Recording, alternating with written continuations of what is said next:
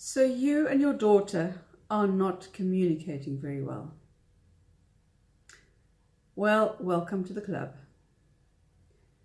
And it's not just you and your teenage daughter, it's everyone. We all know that communication is, there are issues with communication. There are struggles. We don't always get it right. We're aware of it, but the thing is we don't know how to fix it. We try all kinds of things. We try to speak more clearly and maybe a little bit louder and maybe write it on a piece of paper. We try as much as we possibly can to communicate. And the biggest problem with the communication is that we assume that the other person can understand what we are saying and what we mean. So here's the truth, is that we will never, ever see exactly the same as somebody else. And they will never, ever see or feel or experience what we're feeling or experiencing or thinking. Because they have a different world. We are living in separate realities based on how we see the world.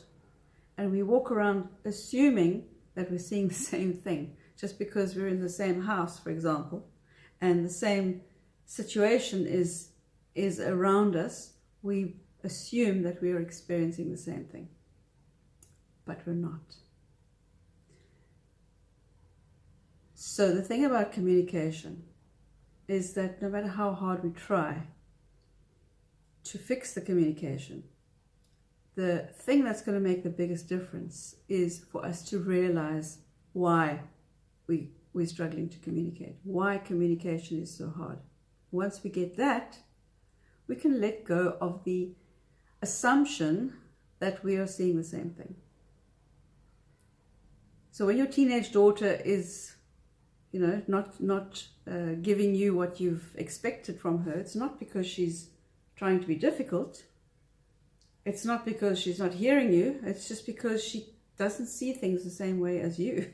And we have to allow that. There's nothing wrong with it. Why? Because nobody can see the same thing as everybody else.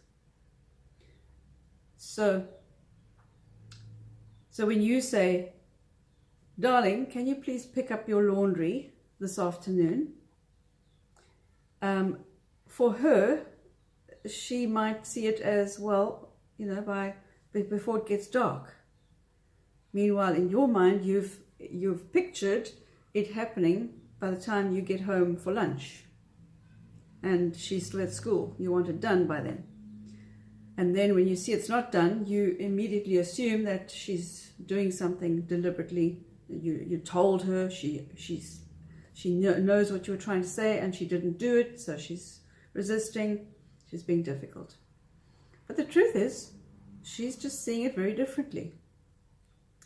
And that's going to happen always, with everything and with everyone. So again, the bad news is that we're never going to be able to communicate the way we all want to communicate. The best way of communicating, as far as I'm concerned, is I see it, I show you, you see it, and we both get it together. And that's how I have always assumed that people communicate. I tell you the story of what happened in the office today, and you're supposed to get it. You're supposed to have the same feelings as me, the same experience, the same state of anger about something, the same response. And then I wonder why you're not getting it. Are you not listening to me? Are you not empathizing with me? Are you, don't you care about me? And all of these assumptions start happening. So the thing is, we don't communicate well because we don't always see the same thing. In fact, we never see the same thing. And the best thing we've got going for us is just to understand that and accept it. Because once we accept that, we can get on with trying to do a better job of communicating. Understanding when people don't get what we're saying. Asking questions, asking exploratory questions to try and understand better. Allowing other people the space to also ask questions to understand, and not making the assumption that, and accusing people of deliberately going against what your agreement was, or what they promised, or what you thought they said.